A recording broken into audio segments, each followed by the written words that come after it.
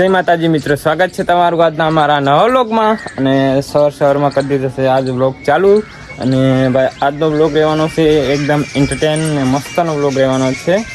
અને આજે અમે જઈએ છીએ બગદાણા, બધા આખી ફેમિલી ફૂલ ફેમિલી જાય છે બગદાણા. અને બધા તૈયાર થઈ ગયા છે અને મારે તૈયાર થવાનું બાકી છે.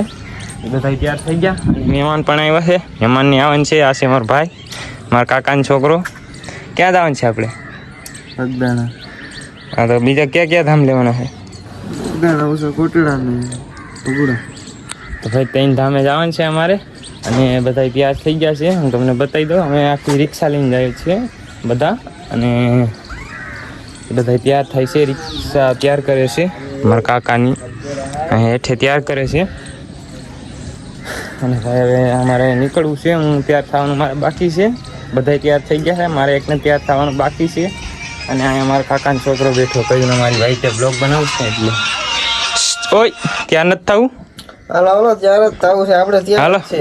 આપણે એકલું માથું ઓરાવી લેવાનું એટલે કમ્પ્લીટ ત્યારે જ. ચાલ ચૂટા યાર આપણે છોકરાઓને એમ જ હોય, બાઈઓને બહુ વાર લાગે, છોકરાઓને વાર ન લાગે. છોકરાઓને બાયું કેટલા વાગ્યાનું ઉઠી ઉભા 5 વાગ્યાની ઉઠી છે.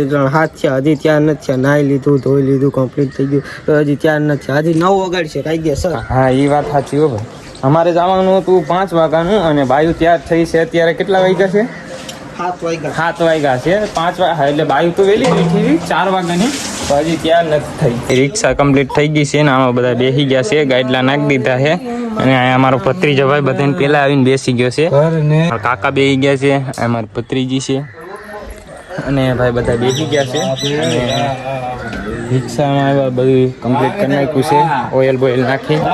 આતા આવી ગયા છે. આતાને અમે બધા જઈએ છીએ ફૂલ ફેમિલી.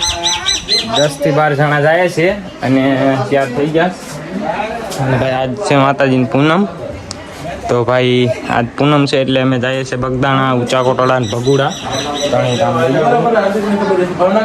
અને ભાઈ પણ તૈયાર થઈ ગયો છે, પપ્પા તૈયાર થઈ ગયા છે. અને બાયુ હજી તૈયાર થાય છે. બાયુને બહુ વાર લાગી છે ભાઈ. હા ભાઈ, બાયુને બહુ વાર લાગે ને? બહુ વાર લાગે.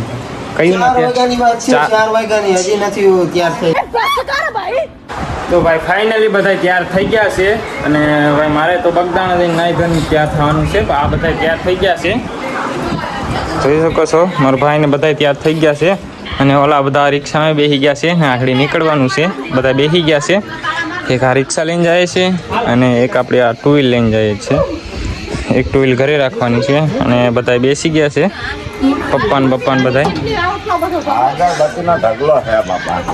જવું છે ને પપ્પા? હાલો તો હવે નીકળીએ કા?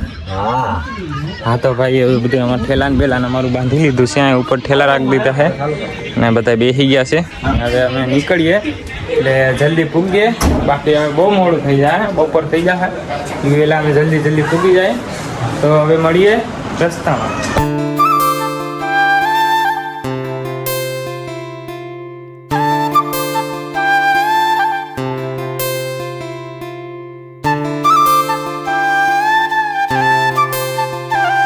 તો ભાઈ રસ્તામાં આવતા હતા ને અમારી થેલી પડી ગઈ. અને મારો ભાઈ લઈને આવે છે. થેલી પડી ગઈ હતી રસ્તામાં, અમારી થેલી પડી ગઈ. અને રોકી રિક્ષા અને પછી લઈને આવીએ છીએ. આવા લઈને આવે છે. કેટલી આગી પડી હતી એલા? 250 કિલોમીટર. અરે બાપ રે, 250 કિલોમીટર આગી પડી ગઈ હતી અને લઈ લીધી છે. અને નીકળીએ. તો મિત્રો અત્યારે અમે અહીંયા રસ્તામાં આવતા હતા ને એક મસ્ત મજાની લોકેશન મળી ગઈ. અને અહીંયા છે ખોડિયારમાંનું મંદિર. તો અહીંયા અત્યારે ઊભા રહી ગયા છે બધા દર્શન કરવા. અને ભાઈ લોકેશન છે 1 નંબર મસ્ત મજાની.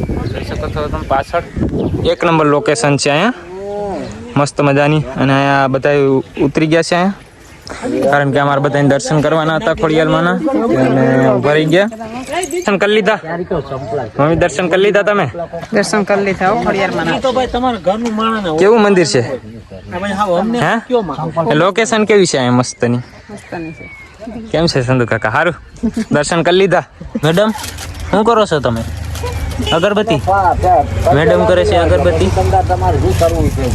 હા બાકસ છે ને કાક અલગ જ છે. જો હાવ પતલી, આ બાકસ થી કેટલી અલગ બાકસ છે. જો ઘણો ફેર છે આ બાકસમાં. મસ્ત મજાની બાકસ છે. આ કોણ જાણે કેટલા રૂપિયાની આવતી હોય.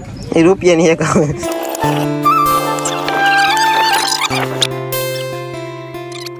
ફાઇનલી ભાઈ દર્શન કરી લીધા છે અને અગરબત્તી પણ કરી લીધી, દીવન કરી લીધું અને હવે અમે નીકળીએ.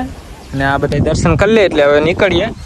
અને ભાઈ અહીંયા આવો તો તમે નીકળતા હોય અહીંયા ઘણી વખત તમે ઉના રોડ આમ ઉના જતા હોય ને તો આ ઉના રોડ ઉપર ગીર ગઢડા થોડીક આ બાજુ આપણે આ મંદિર આવેલું છે ખોડિયારમાંનું. ત્યાં તમે જરૂર આવજો. મસ્ત મંદિર છે અને સારું એવું મંદિર છે અને લોકેશન પણ મસ્ત છે. અહીંના વિડીયા પણ ઘણા વાયરલ થાય છે અને અહીંયા બધી ધજાને એવું રાખેલું છે અને અહીંયા કોઈક સેવકોએ આ ચકલા હાટું ઘર ને એવું બધું હોતે મેં મૂક્યું છે કોકે કોઈક સારા માણસ છે જેણે મૂક્યું છે. તો હવે નીકળીએ અમે. તો ચલો કન્ટિન્યુ.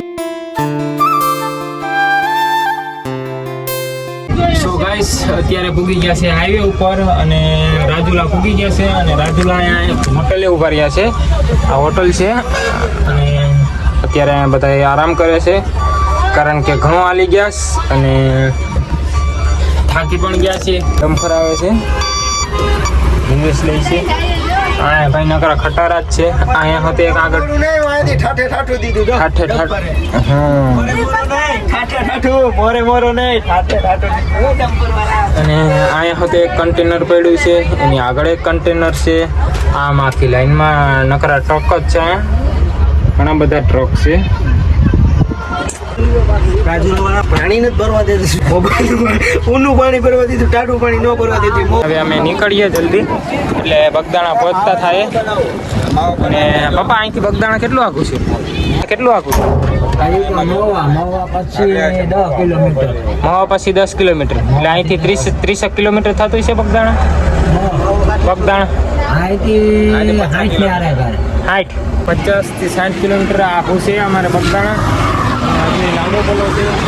થાકી ગયા છે બગદાણા પૂગીએ તો સારું. બગદાણા અમે પૂગી ગયા છીએ અને ભાઈ આજ બહુ થાક લાગી ગયો છે તો અમે થાકી ગયા છીએ. અને તમારે નેક્સ્ટ બ્લોગ જોવો હોય તો પાર્ટ 2 આવી જશે. પાર્ટ 2 નાખ દે ને આ બ્લોગ બહુ લાંબો થઈ જાય તો આ બ્લોગ અહીંયા એન્ડ કરીએ. મળીએ ફરીથી એક નવા બ્લોગમાં. ત્યાં સુધી clear take care, bye bye.